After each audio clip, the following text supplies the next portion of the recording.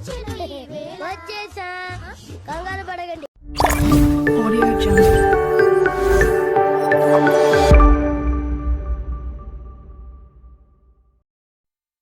Hi friends, నేను మీ Shiva. Welcome to kirana shop.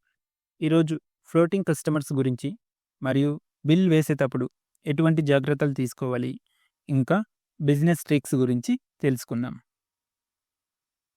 షాప్కి వచ్చే ప్రతి కస్టమర్ సరుకులు తీసుకోవాలనే రూల్ ఏం లేదు. కొంతమంది జస్ట్ సరుకుల రేట్ అడిగేసి తెలుసుకొని వెళ్తుంటారు.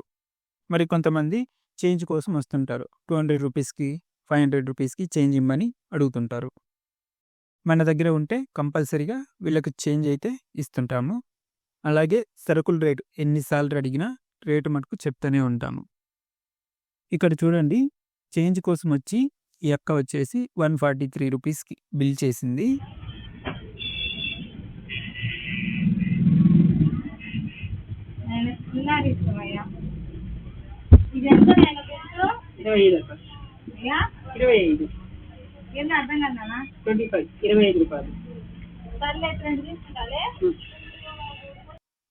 సో ఎవరిని నెగ్లెక్ట్ చేయకూడదు.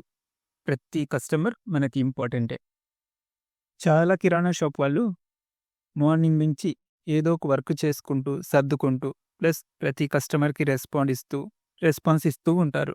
అందుకని వాళ్ళకి పేషెన్స్ అనేది తగ్గిపోతుంది. పేషెన్స్ అంటే ఓపిక అనేది తగ్గిపోతుంటుంది. అందుకే ఎవరన్నా చేంజ్ కోసం వస్తే బయట నుంచి బయటికే పంపిస్తుంటారు. సో మనం మాత్రం చేంజ్ కోసం వచ్చినా హ్యాపీగా చేంజ్ ఉంటే చేంజ్ ఇచ్చి పంపిస్తుంటాం. కొన్నిసార్లు చేంజ్ కోసం అని వచ్చి కస్టమర్ ఏదో ఒక వస్తువు ఇలా ఇప్పుడు తీసుకున్నట్టుగా తీసుకుంటుంటారు. ప్లస్ మన షాప్లోకి ఫ్లోటింగ్ అనేది ఇన్సైడ్ అవుట్ సైడ్ ఒక కస్టమర్ అనేది ఫ్లోటింగ్ అనేది పెరుగుతుంటుంది. ఫ్లోటింగ్ పెరిగినప్పుడు ఇంకో కస్టమర్ కూడా అబ్జర్వేషన్ అనేది అలా ఐ కాంటాక్ట్ అనేది పెరుగుతుంది.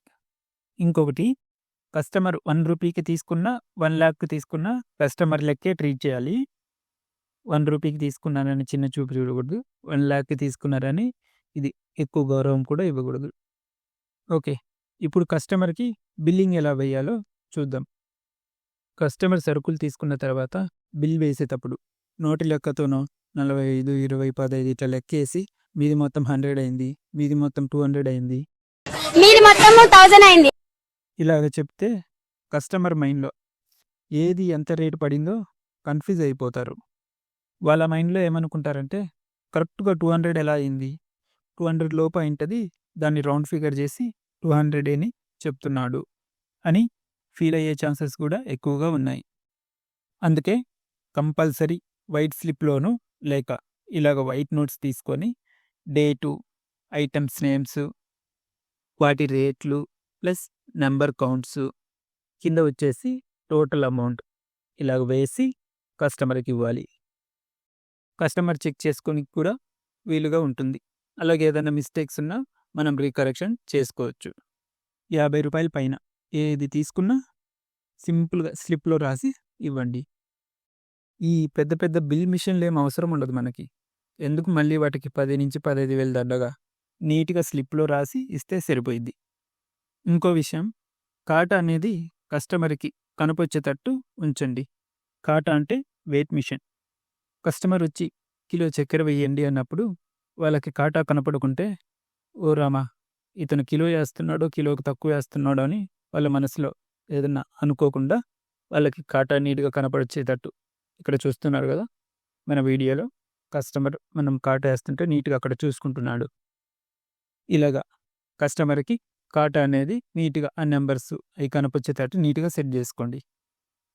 ఎందుకంటే కస్టమర్ నమ్మకమే మనకు పెట్టుబడి. ఇలాంటి బిజినెస్ ట్రిక్స్ మటుకు అస్సలు నెగ్లెక్ట్ చేయొద్దండి. ఓకే, ఇంకో మంచి ట్రిక్ చెప్పేసి ఈ వీడియోని ఎండ్ చేద్దాం. సరుకుల కోసం వచ్చిన కస్టమర్ చాలామంది ఏం సరుకులు తీసుకోవాలో లిస్ట్ రాసుకొని రారు. అప్పుడు మనం కస్టమర్కి మన దగ్గర దొరికే సరుకుల గురించి వివరించాలి. అది కూడా సీక్వెన్స్లో గుర్తు చేయాలి. బెల్లము, పినాయిలు, పౌడరు, సొద్దలు, పసుపు ఇలా మటుకు గుర్తు చేయకూడదు. బెల్లం తర్వాత పినాయిల్ తర్వాత పౌడరు ఇలా చెప్తే అస్సలు బాగుండదు.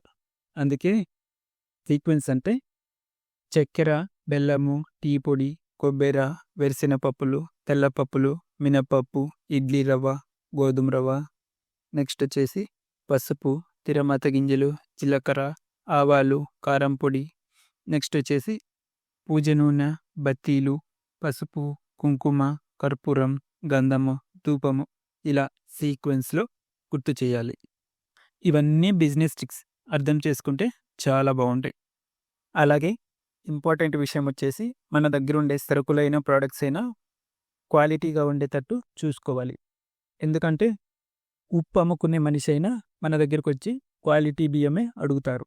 అవి చూసిన తర్వాత నాకు అర్థమైంది. సో ఎంత చిన్న వ్యాపారైనా ఇప్పుడు డబ్బుకు మటుకు వాల్యూ ఇవ్వటం లేదు. ఓకే, ఇలాంటి ట్రిక్స్ లేకుంటే జాగ్రత్తలు మనం ఏ బిజినెస్లో అయినా మనం పాటించవచ్చు. ఓకే, ఇవ్వండి కిరాణా షాప్కి సంబంధించిన కొన్ని ట్రిక్స్. ఇంకా మరిన్ని ట్రిక్స్ అండ్ ఇన్ఫర్మేటివ్ వీడియోస్కి మళ్ళీ కలుద్దాం. సేవా విభాగం ఈ కార్యక్రమం ఇంతటితో సమాప్తం.